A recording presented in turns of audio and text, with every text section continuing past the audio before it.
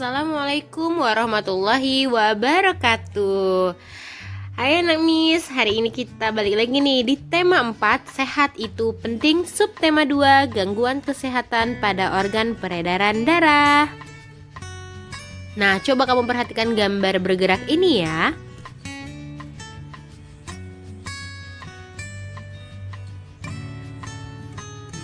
Nah, gambar tadi itu menjelaskan mengenai tata cara pemilihan ketua RW. Adapun tata cara ini diatur dalam peraturan daerah dan setiap daerah punya peraturan yang berbeda.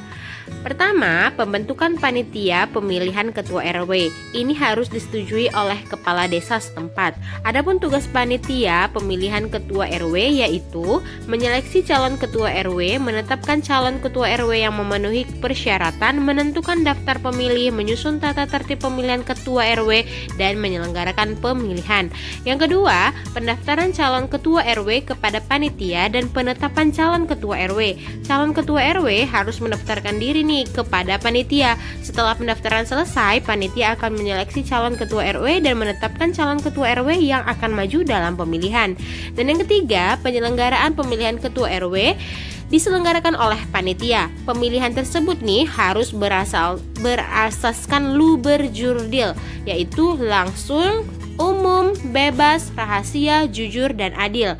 Ketua RW dipilih oleh warga masyarakat yang telah memenuhi syarat, telah berumur 17 tahun atau sudah menikah. Dan yang terakhir, pelantikan ketua RW baru setelah pemilihan selesai dan memperoleh hasil, maka ketua RW akan dilantik oleh kepala desa setempat. Pada masyarakat Indonesia, pengambilan keputusan bersama dilakukan melalui musyawarah. Musyawarah tersebut bertujuan untuk mencapai mufakat. Apabila tidak mencapai mufakat, maka dilakukan voting. Pengambilan keputusan bersama dilakukan untuk memecahkan masalah dalam masyarakat. Misalnya, pemilihan ketua RW atau RT, menentukan jadwal siskamling, menentukan jadwal gotong royong. Dalam pengambilan keputusan bersama tersebut diharapkan adanya peran serta dari seluruh anggota masyarakat. Peran serta tersebut dapat berupa kegiatan mengikuti pemilihan ketua RT RW, mengamati jalannya pemilihan ketua RT RW, dan melaporkan pelanggaran yang terjadi pada saat pemilihan. Nah, peran serta masyarakat tersebut ini merupakan bentuk tanggung jawab kita sebagai warga masyarakat. Nah, coba kamu perhatikan gambar bergerak ini ya.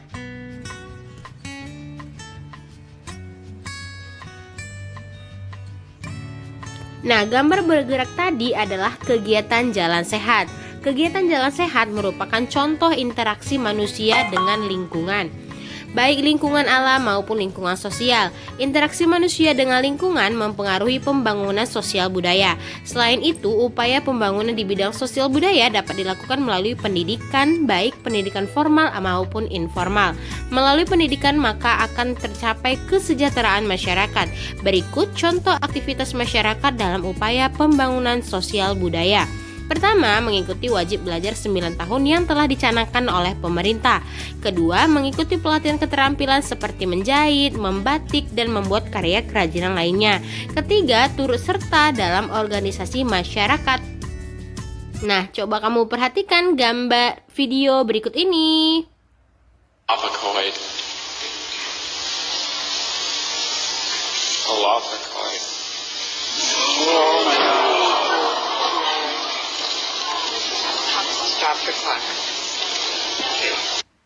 Nah, video tadi itu merupakan sebab penyakit hipotensi. Hipotensi ini dikenal juga nih sebagai tekanan darah rendah. Saat darah mengalir melalui arteri, darah memberikan tekanan pada dinding arteri. Tekanan itulah yang dinilai sebagai ukuran kekuatan aliran darah atau disebut dengan tekanan darah.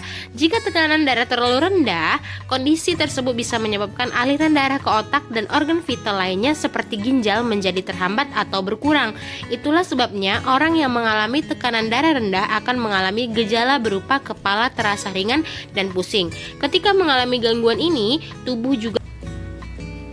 Nah, kesehatan adalah anugerah yang paling berharga bagi setiap insan manusia. Buat apa banyak harta tetapi badan kita sakit? Health is not everything, but without health everything is nothing. Memang kesehatan itu bukan segalanya, tetapi tanpa kesehatan segalanya tiada artinya. Saat sakit kita akan mengalami banyak kerugian. Selain biaya berobat yang mahal, waktu produktif kita juga terbuang percuma. Nah, menurut Henry L. Blam, 4 faktor yang mempengaruhi kesehatan. Pertama itu ada faktor perilaku. Perilaku masyarakat yang sehat akan menunjang dan berdampak sebagai meningkatnya derajat kesehatan. Hal ini dapat kita lihat dari semakin banyak penyakit berbasis perilaku dan gaya hidup. Nah, seperti sekarang ini nak, kalau misalnya kita lihat seperti pandemi ini, kita itu kan harus mengubah perilaku kita menjadi perilaku hidup yang sehat. Kemudian ada faktor pelayanan kesehatan. Ini ketersediaan fasilitas kesehatan dengan mutu pelayanan yang baik akan mempercepat kesehatan masyarakat. Kemudian ada faktor lingkungan. Lingkungan yang bersih sangat berperan dalam meningkatkan derajat kesehatan masyarakat. Perbandingan angka orang sakit yang signifikan terjadi antara lingkungan yang bersih dengan lingkungan kumuh atau kotor. Untuk itu kita harus menjaga kebersihan lingkungan. Dan terakhir ada faktor keturunan.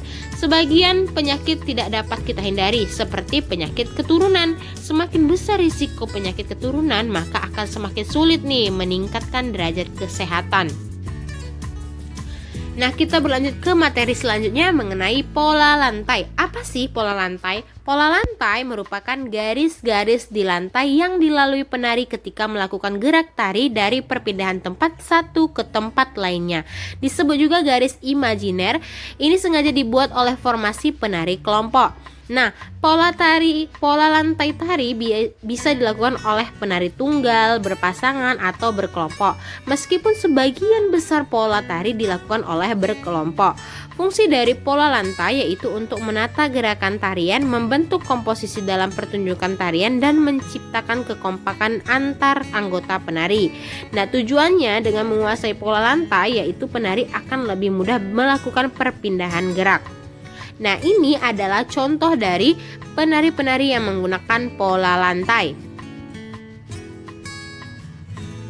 Nah, adapun jenis-jenis pola lantai, yang pertama, vertikal, memiliki arti lurus memanjang. Pola lantai lurus vertikal berarti pola lantai yang lurus dan memanjang. Para penari berjumlah lebih dari satu orang dan akan membentuk formasi lurus baik dari depan ke belakang maupun sebaliknya.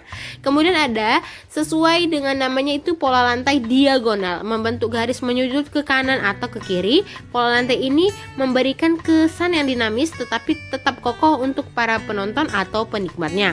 Kemudian ada pola lantai horizontal, sebenarnya sama sih seperti pola lurus vertikal di mana pola lantai bergaris lurus.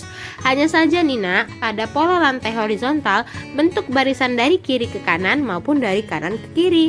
Kemudian yang terakhir ada pola garis melengkung, sendiri terdiri dari 3 macam, yaitu garis lingkaran, angka 8, huruf U, dan lengkung ular. Pola garis yang melengkung akan memberikan kesan yang lembut tetapi lemah. Nah, terima kasih ya nak sudah mendengarkan penjelasan dari Miss. Kalau kamu belum paham, kamu bisa memutar kembali video ini nih, atau menghubungi Miss langsung. Assalamualaikum, bye-bye.